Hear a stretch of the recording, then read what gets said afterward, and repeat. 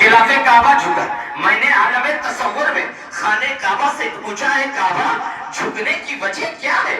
کعبہ جھکنے کی وجہ کیا ہے؟ تو کعبے سے آتی ہے صدا عتیق احمد میں جھکا ضرور ہوں، لیکن اگر تمہیں اس کا جواب چاہیے تو اس کا جواب میں نہیں دوں گا، بلکہ 1400 سال بعد بریلی سے اعلیٰ حضرت دیں گے کہ جن کے سجدے کو محراب کعبہ جھکی ان لوگوں کی لطافت پہ لاکھوں سلام، اور پتلی پتلی گلے اور جو سکی پتیاں ان لبوں کی نزاکت پہ لاکھوں سلام. پتلی پتلی گلے قدس کی پتیاں ان لبوں کی نزاکت پہ غور کریں. جب میرے آقا کریم صلی اللہ علیہ وسلم کی آمد ہوتی تو شعر اسی کو ذہن میں رکھ کر کے یہ رقم کیا گیا ہے کہ ہو جائے لاکھ سارا زمانہ ادھر ادھر، اشرف کا عشق دل سے نہ ہوگا ادھر ادھر، جو بھی میرے علی کی ولایت کے ہے خلاف بھٹکے گا حشر تک وہ ہمیشہ ادھر ادھر. اشرف کے نانا کے لیے ایک بات تھا جھکا ورنہ ہلا نہیں کبھی کعبہ ادھر ادھر. اور جو مانگنا ہے مانگ لے مخدوم پاک سے، جو مانگنا ہے مانگ لے مخدوم پاک سے، کیوں پھر رہا ہے لے کے تو کاسا ادھر ادھر، کیوں پھر رہا ہے لے کے تو کاسا.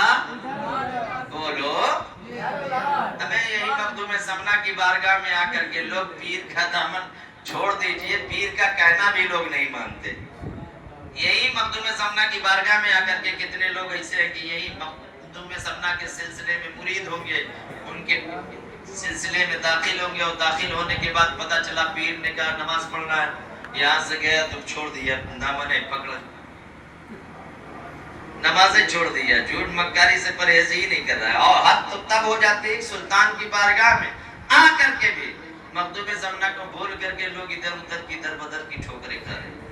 یہ دربار مخدوم سمنا، جبکہ ہم سلسلہ اشرفیہ کا بانی کوئی اور نہیں، خود سلطان اشرف جہانگیر سمنانی جس کی بارگاہ میں آپ حاضر ہیں. جب سلطان کی بارگاہ میں حاضر ہیں تو غلام کی وہاں کیا مجال ہے؟ جب سلطان کی بارگاہ میں حاضر ہے تو تمہیں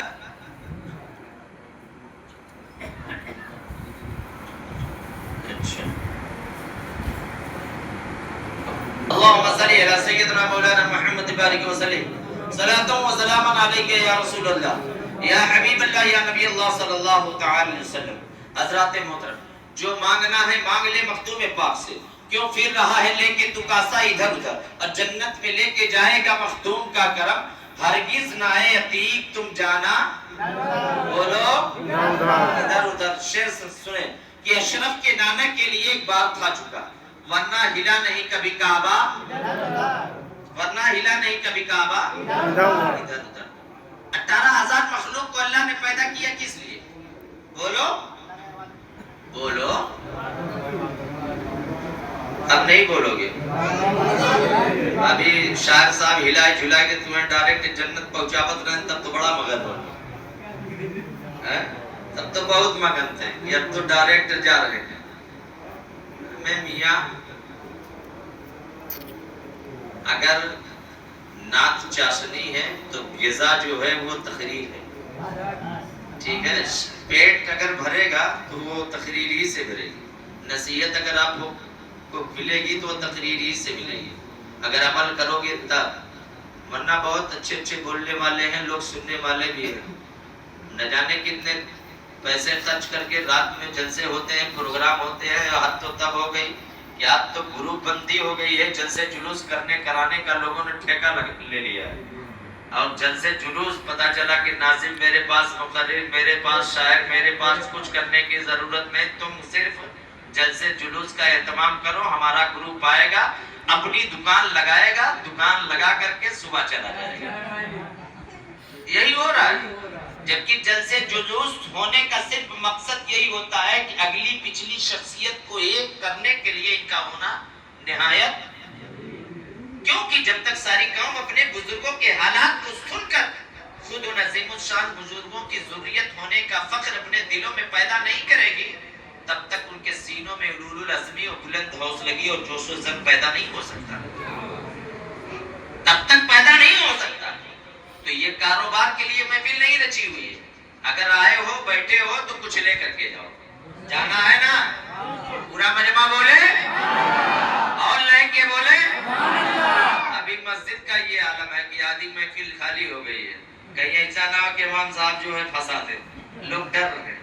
ہمیں اب امام صاحب پھنسا نہیں رہے, امام صاحب صحیح راستے پہ لانے کی کوشش کر رہے ہیں. پھنسے تو پہلے سے تم. ہم چاہ رہے ہیں کہ اگر سلطان کی بارگاہ میں آئے ہو, اللہ نے توفیق دیا ہے تو صحیح راستے پہ آ جاؤ. اور صحیح راستہ کیا ہے؟ 18,000 مخلوق کو اللہ نے پیدا کیا کس لیے؟ اپنی عبادت کے لیے. اپنی عبادت کے لیے. جبکہ جو مقام اللہ رب العزت نے اپنے حبیب کو عطا کیا وہ 1.25 لاکھ انبیاء کرام کو نہیں دیا. جو شان اللہ رب العزت نے اپنے حبیب کو عطا کی وہ 1.25 لاکھ انبیاء کرام کو نہیں دی. اسی طرح 18,000 مخلوق کو اللہ نے پیدا کیا. سب مخلوقوں میں سب سے بہتر مخلوق اشرف المخلوقات یعنی انسان کو بنایا. انسان کو تو بنایا ہی بنایا. تم اپنے رب کا شکر جتنا ادا کرو وہ کم اس لیے ہے کہ اللہ رب العزت نے ہم سبوں کو مسلمان بنایا. مسلمان تو بنایا ہی بنایا. تم اپنے رب کا شکر جتنا ادا کرو وہ کم اس لیے ہے کہ اللہ رب العزت نے ہم سبوں کو کسی اور کا امتی نہیں بلکہ اپنے پیارے حبیب کا امتی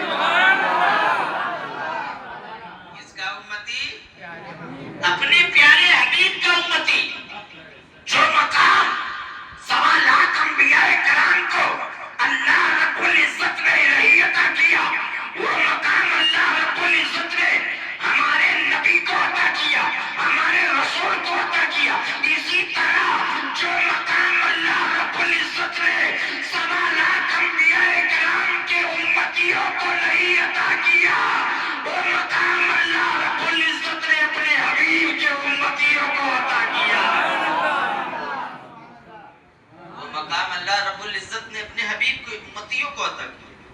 جو مقام اللہ رب العزت نے اپنے حبیب کے امتیوں کو عطا کیا وہ کسی نبی کے امتی کو نہیں عطا کیا. جاننا چاہتے ہو غور کرو. ایک مرتبہ ہمارے آقا کریم صلی اللہ علیہ وسلم تشریف فرما, اما عائشہ فرماتی ہے یا رسول اللہ آپ میرے حق میں دعا فرما دیں. کون کہہ رہا ہے؟ اما عائشہ کہہ رہی.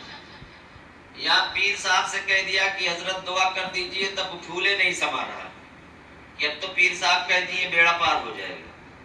غور کرے اما عائشہ جیسی شخصیت آقا کریم سے فرما رہی یا رسول اللہ آپ میرے حق میں دعا فرما دیں کہ اللہ ہماری خطاؤں کو درگزر کر دے. اللہ اما عائشہ کہہ رہی ہمارے نبی سے یا رسول اللہ آپ میرے حق میں دعا فرما دیں کہ اللہ ہماری خطاؤں کو درگزر کر دے, ہماری خطاؤں کو معاف فرما دے. اللہ کے رسول صلی اللہ علیہ وسلم رب کے حضور دعا تو ہوتے ہیں مولا عائشہ کے تمام اگلے پچھلے چھوٹے بڑے گناہوں کو معاف فرما دے. جتنا سننا تھا اما عائشہ خوشی سے جھومنے لگی اور جیسے ہی اما عائشہ خوشی سے جھومنے لگی تو آقا کریم فرماتے ہیں اے عائشہ خوشی سے جھومنے کی وجہ کیا ہے؟ اے عائشہ تم خوشی سے جھوم رہی ہو, اس خوشی کا سبب کیا ہے؟ تو اما عائشہ فرماتی ہے یا رسول اللہ میں اپنی خوشی کا اظہار کیوں نہ کروں؟ آپ نے میرے لیے اتنی بڑی دعائیں کر دی کہ پروردگار عالم عائشہ کے تمام اگلے پچھلے اور چھوٹے بڑے گناہوں کو معاف فرما دے. یا رسول اللہ آپ نے میرے لیے جو یہ دعا کی ہے میں اپنی خوشی کا اظہار اسی لیے کر رہی ہوں. اتنا سننا تھا ہم سبوں کے آقا فرماتے ہیں اے عائشہ یہ دعا میں نے تمہارے لیے کر دیا اور تم اپنی خوشی کا اظہار اس طرح کر رہی ہو. اے عائشہ یہ دعا تو ہر وقت نمازوں میں اپنی گنہگار امتیوں کے لیے کیا کرتا ہوں. اس کے لیے گنہگار امتیوں کے لیے. اور امتی ہے ہفتہ ٹو ہفتہ نماز پڑھ رہا, مجھے ایک شاعر کی شعر کبھی کبھی یاد آتی ہے، جب کچھ لوگوں کی زبان سے جو جملے نکلتے ہیں تو میں وہ شعر اکثر، اور اللہ کا شکر احسان ہے میں ڈرتا نہیں ہوں کسی سے، میں ڈرتا صرف اللہ کے رسول سے، اللہ والوں سے، ٹھیک ہے؟ اور میں وہ شاعر کا شعر کبھی کبھی علل اعلان بھی پڑھتا ہوں۔ کسی شاعر نے کہا ہے، آنے لگی جو پاس میں دولت حرام کی، رسمیں تمام بھول گئے احترام کی، سنت نفل فرض جن کو نہیں پتا، کمیاں نکالنے لگے وہ بھی امام کی، کمیاں نکالنے لگے وہ بھی امام کی۔ ہفتے میں جمعہ پڑھنے والا بندہ کبھی کبھی تو ایسا ہو جاتا ہے کہ 2-3 ہفتے 4 ہفتے وہ جمعہ ہی نہیں پڑھتا ہے، نہیں پڑھتے، جبکہ اگر شریعت کی روشنی میں دیکھیں گے تو مسئلے کے اعتبار سے دیکھیں گے تو شریعت اس بات کی اجازت نہیں دیتا کہ جبکہ دیکھا یہ آیا ہے کہ اگر مسلسل 3 جمعہ لگاتار کوئی جان بوجھ کر کے نماز چھوڑ دے تو اس نے اسلام کو پیٹ پیچھے کر دیا، اسلام کو پیٹ پیچھے کر دیا۔ یہاں جمعہ کی بات ہے اور یہاں 5 وقت چھوڑ رہا ہے، دن بھر میں 5 وقت چھوڑ رہا ہے۔ اب کالر ٹائٹ کر کے ایسا چل رہا ہے کہ جیسا لگ رہا ہے کہ اس سے بڑا اس روئے زمین پر کوئی متقی پرہیزگار ہے ہی نہیں۔ میرے بھائی، اللہ نے اپنی عبادت کے لیے پیدا کیا، کس لیے؟ اپنی عبادت کے لیے۔ جو مخلوق اللہ کے ذکر سے غافل ہوتی ہے اس پر موت آتی ہے، اس کو موت آتی ہے۔ غور کریں، اگر پیڑ اللہ کے ذکر سے غافل ہو یا تو سوکھ جائے یا تو اس پر کلہاڑی چلاتی ہے، مچھلی اللہ کے ذکر سے غافل ہو تو یا تو مچھوارے کے جال میں پھنسے یا لوگوں کا نمانہ بنے۔ تاریخ اٹھا کر کے دیکھو، پتے اللہ کے ذکر سے غافل ہو سوکھ جائے، ہوا کا جھونکا ہے ہوا اڑا کر کے اسے کہاں لے جائے اس کا اندازہ کسی کو نہیں لگتا۔ اور تم اللہ کے ذکر سے غافل ہو کر یہ رونا رو رہے ہو، ہم پر ظلم و تشدد کے پہاڑ توڑے جا رہے، تم یہ رونا رو رہے ہو، ہمارا کوئی لیڈر نہیں، ہمارا کوئی رہبر نہیں۔ ارے علماء کو دین کا رہبر بتایا گیا ہے، جب تم اپنے رہبر کی قدر نہیں کر رہے ہو تو تمہاری قدر کون کرے گا؟ تمہاری قدر کون کرے گا؟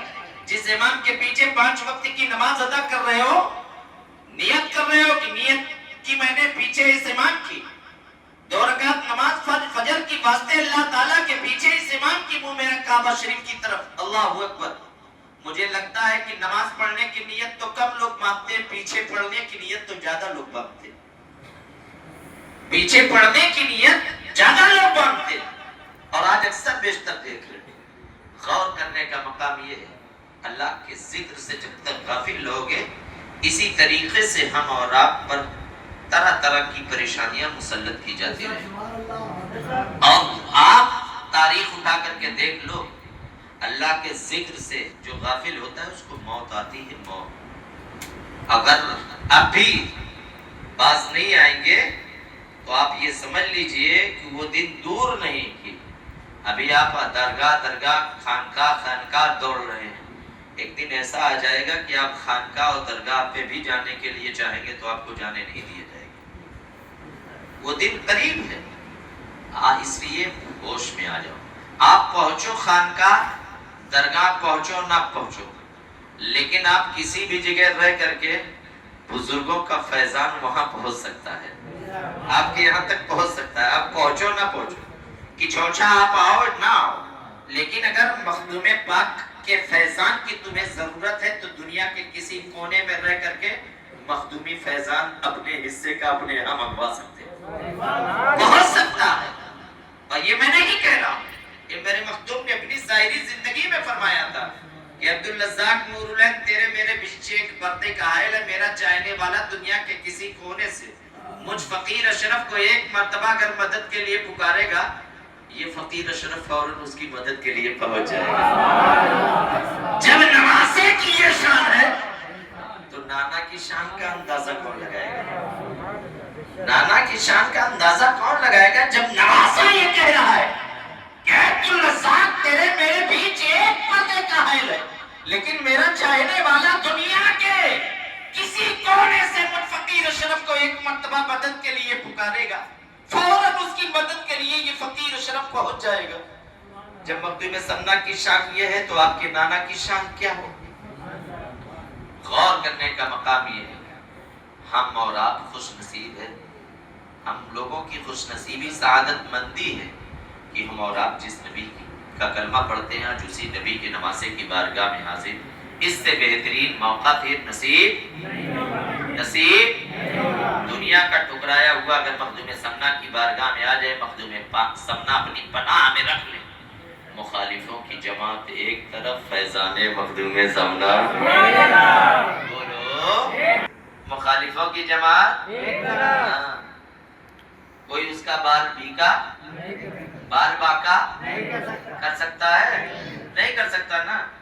اسی طرح دنیا کا ٹھکرایا ہوا مخدوم سمنا کی بارگاہ میں آ جائے، مخدوم سمنا اپنی پناہ میں اگر رکھ لے، اس کی دنیا اور آخرت بولو دونوں، لیکن یہاں کا ٹھکرایا ہوا دنیا کے کسی کونے میں چلا جائے تو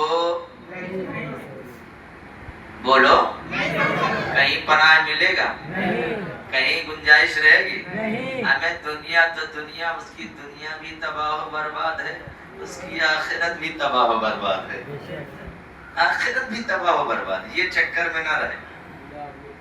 اللہ والوں کے دربار سے اگر کوئی ٹھکرایا جائے اس کی دنیا بھی تباہ و برباد، اس کی آخرت بھی تباہ و برباد۔ یہ میں نہیں کہتا، یہ قرآن مجید میں اللہ رب العزت نے ارشاد فرمایا، الا ان اولیاء اللہ لا خوف علیہم ولا هم یحزنون، بے شک اللہ کے ولیوں کو نہ کوئی خوف نہ کوئی غم، الذین آمنوا وکانوا یتقون، جو ایمان لائے اور تقوی اختیار کرے، یعنی تمام فرائض و واجبات کے ساتھ ساتھ کثرت سے نوافل ادا کر کے اللہ کا قرب حاصل کر لیتا ہے۔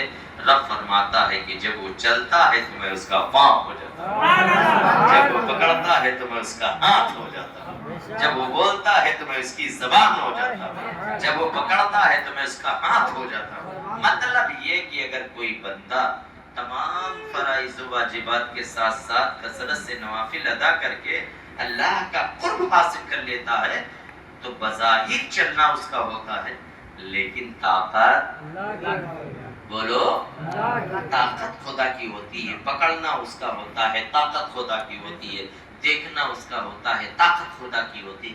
تم تو ایسے سلطان کی بارگاہ میں حاضر ہو جو سخی بن سخی ولی بن ولی، تم تو ایسے ولی کی بارگاہ میں حاضر ہو جن کی پیدائش سے پہلے آپ کی ولایت کا ڈنکا صرف سمنان نہیں پوری دنیا میں جن کی ولایت کا ڈنکا بجا ہے، اس شخصیت کا نام اشرف جہانگیر سمنانی، سبحان اللہ سبحان اللہ، جن کی پیدائش سے پہلے ابراہیم نامی بزرگ پورے سمنان میں مخدوم پاک کی آمد کا ڈنکا بجائیں اور لوگوں کو ہوشیار کریں، اے لوگوں ہوشیار ساودھان، مخدوم سمنا آنے والے، مخدوم سمنا آنے والے۔ آپ تو اس سلطان کی بارگاہ میں حاضر ہو جس سلطان کو میرے مخدوم نے، جس سلطان کی بارگاہ میں آپ حاضر ہو کہ جس سلطان کی شان تو وہ شان ہے کہ مورخین لکھتے ہیں کہ اتنا بڑا بادشاہ نہ مخدوم سمنا سے پہلے کوئی پیدا ہوا نہ مخدوم سمنا کے بعد کوئی پیدا ہوا۔ آپ اس سلطان کی بارگاہ میں حاضر ہو تو یہ خوش نصیبی سعادت مندی ہے کہ ہم جس نبی کا کلمہ پڑھتے ہیں اس کی نواسے کی بارگاہ میں حاضر ہے۔ اس سے بہترین موقع پھر میسر نہیں ہوگا، اور یہ سعادت مندی اس لیے ہے کہ اگر مخدوم سمنا نے آپ کی ان اداؤں کو، آپ کے توبہ کرنے کے انداز کو میرے مخدوم نے اگر پسند کیا اور اگر اپنے نانا سے انہوں نے کہہ دیا تو قسم خدا کی آپ کی دنیا بھی سنور گئی، آپ کی آخرت بھی سنور گئی۔ اگر میرے مخدوم نے صرف یہ کہہ دیا نانا حضور یہی تو آپ کا امتی میرا چاہنے والا مجھے گواہ بنا کر کے کہ چوچا شریف میں مجھے گواہ بنا کر کے اپنی گناہوں سے باز آیا تھا، نماز کو اپنی زندگی میں شامل کیا تھا، قسم خدا کی دنیا تو دنیا بھی سنور گئی، آخرت بھی سنور گئی، آخرت بھی سنور گئی۔ اس لیے اس سے بہترین موقع پھر نصیب نہیں ہوگا۔ تو اگر اس سے بہترین موقع نصیب نہیں ہوگا تو جب اس امام کو مانتے ہو جس امام نے یہ کہا ہے میرے نبی کی شان، میرے نبی کی بارگاہ میں کہ میں مجرم ہوں آقا مجھے ساتھ لے لو، کہ رستے میں ہیں جا بجا تھانے والے۔ تو اس امام کی بولی آپ بولو اور بول کر کے یہ کہو کہ میں مجرم ہوں آقا مجھے ساتھ لے لو، کہ رستے میں ہیں جا بجا تھانے والے۔ حرم کی زمین اور قدم رکھ کے چلنا، ارے سر کا موقع ہے وہ جانے والے۔ السلام علیکم۔ جواب دے دو، چندے کا اعلان نہیں کیا۔